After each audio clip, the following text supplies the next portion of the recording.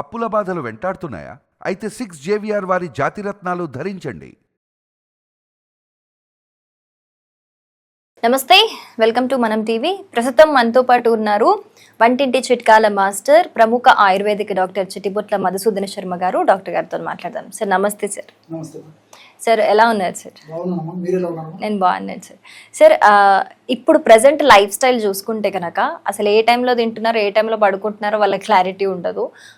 Night ఎప్పుడో తెల్లవారుజామున పడుకుంటున్నారు, day సగం అయిపోయినాక లేస్తున్నారు. అంటే చాలా చేంజెస్ వచ్చాయి. ఇంతకుముందు రాత్రి 7 గంటలకే పడుకొని తెల్లవారుజామున 4 లేచే వాళ్ళట. సాయంత్రం పూట అంటే సూర్యాస్తమయం అయిపోయే లోపే తినేసే వాళ్ళట.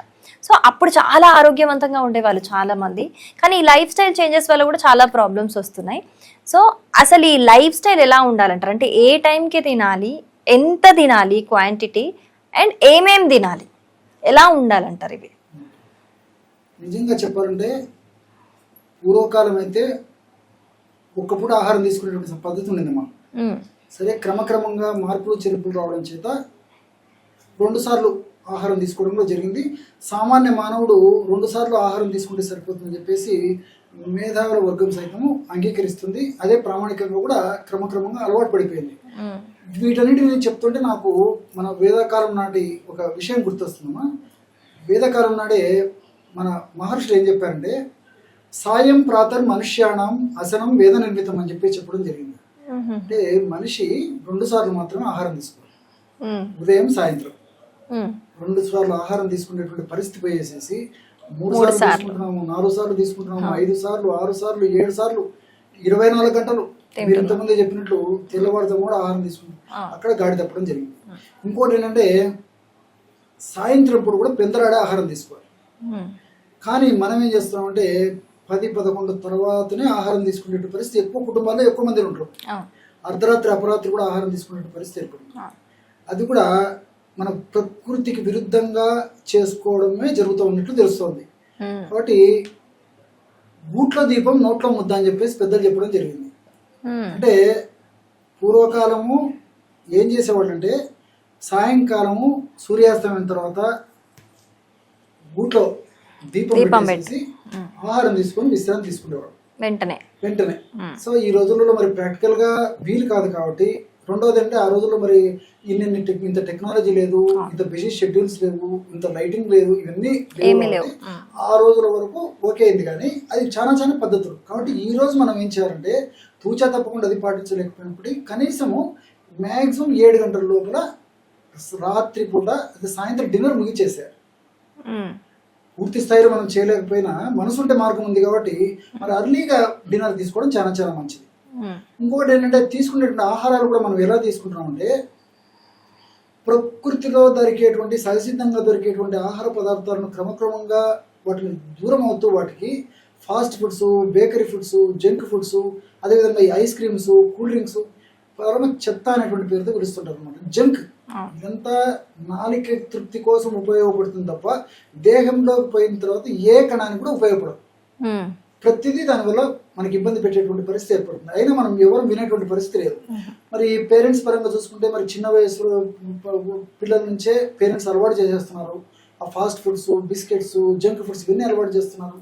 మరి చిన్నప్పటి నుంచే వాళ్ళకి అలవాటు చేయడం వల్ల భవిష్యత్తులో ఎన్ని రకాలైనటువంటి అనారోగ్య సమస్యలు వస్తాయో ఊహించడం కూడా కష్టం. అందుకే జబ్బులు కూడా పెరిగిపోతున్నాయి.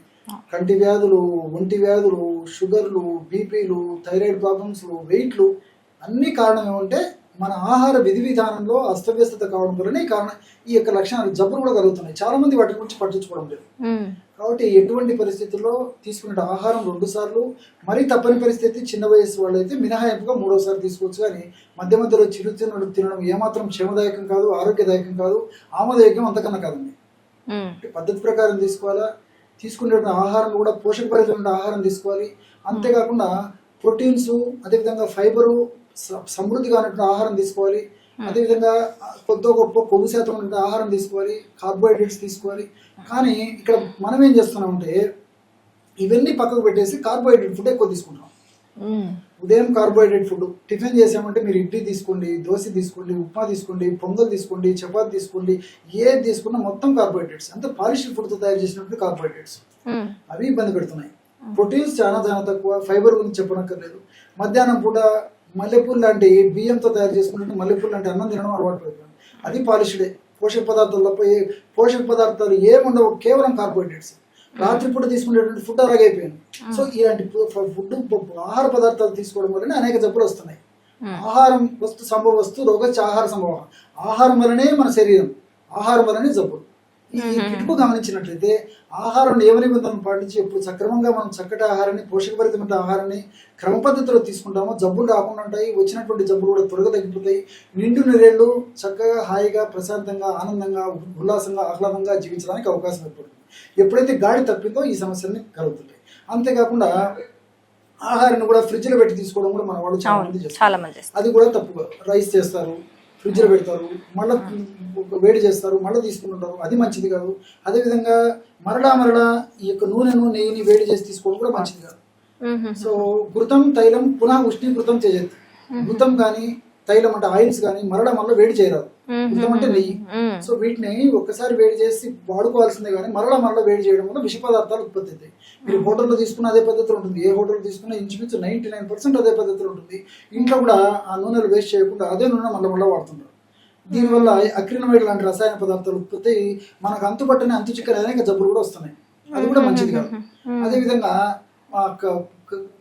ఉప్పు అదేవిధంగా పాలు కలిపి వాడకూడదు. మనం బిస్కెట్లు తినేసేసి పాలు తాగుతాము, బిస్కెట్ తినేసి చాయ్ తాగుతాము, బిస్కెట్ తాగుతాము. సో చీరైన లవణం, పాలు ఉప్పు విరుద్ధ పదార్థాలు ఆ రెండు కలిసాయంటే తాత్కాలికంగా ఇబ్బంది ఉన్నది, కానీ రెగ్యులర్ గా వాడుకోవడం వల్ల అనేక రకాల అనారోగ్య సమస్యలు కలుగుతాయి. అది ఎవరు పాటించలేనటువంటి పరిస్థితి ఏర్పడుతుంది అనమాట. ఈ విధంగా రకరకాలుగా అనమాట. అదేవిధంగా సర్వంచ అమ్లం పైసా సహా విరుద్ధం. సో పులుపు అదేవిధంగా ఈ యొక్క పాలు పనికిరాదు అనమాట. సో పులుపు పాలు కలిపి తీసుకోవడం వల్ల కూడా విరుద్ధ ఆహార పదార్థంగా మారుతుంది. మనం ఇడ్లీ తింటాం, పులియబెట్టినటువంటి ఇడ్లీ, సాంబార్ నంచుకుంటాం, వెంటనే కాఫీ టీ తాగుతాం.